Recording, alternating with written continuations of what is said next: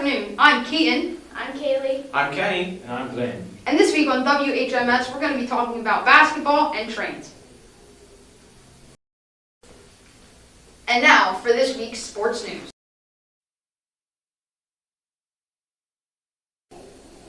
I'm Keaton Bull here, and this week we're going to be interviewing multiple players from the Hanover Middle School boys and girls basketball team to see how their season went. Hi there, I'm Keaton Bull here with Kaylee Cornett, a basketball player for the Hanover Middle School Nighthawks, and I'm going to ask her some questions about her season. So how was your last season as a middle school basketball player? I think it was really good. I grew as an offensive player and defensive player, and I grew a lot. How did your season go with the girls? It actually went a lot better than I thought it would be. We had some trouble with teamwork at first, but then we learned. Pretty good. So did you coach the 7th graders at all, since you were one of the more experienced players on the team?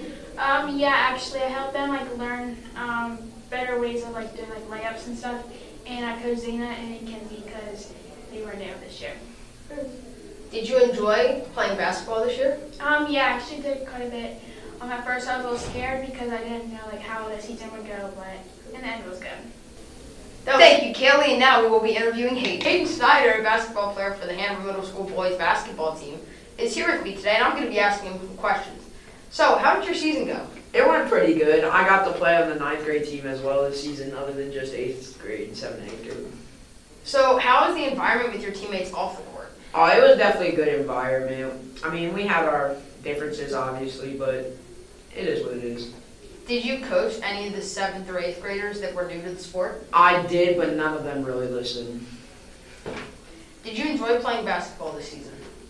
Yeah, kind of. I mean, we didn't have a really good season, and it just kind of sucks that we did. Thank you for watching today's news report on the Hanover Middle School basketball team. Tune in next week for more sports news.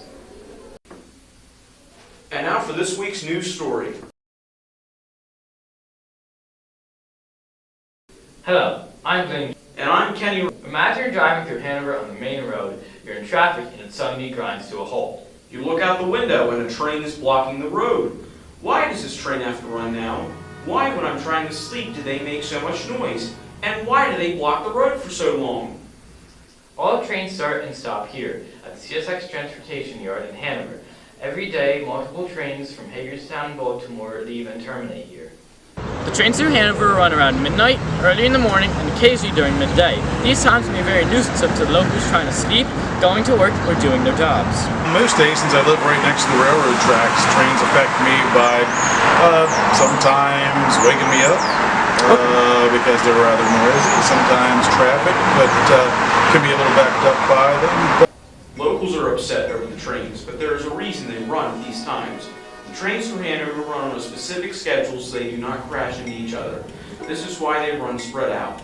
A Hines and Kimball House railroad engineer explains. So basically the reason trains run so far apart, especially in the Hanover area, is because on most mainline railroads you have signals, which are basically like traffic lights for trains. They tell people where trains are, and it really minimalizes risk for collision between trains.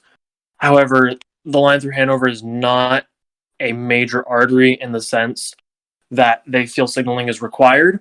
So they run everything super far apart because they're having one person try and coordinate between all of these trains where the other train is. So they run them really far apart to minimize the risk of collision and prevent the people in charge from getting overwhelmed. To wrap everything together, CSX serves local industries and provides opportunities for local businesses along with short line partner York Rail and interrupts life to do said services safely. Thank you for tuning in to this week's WHMS story. We hope to see you next week for more news.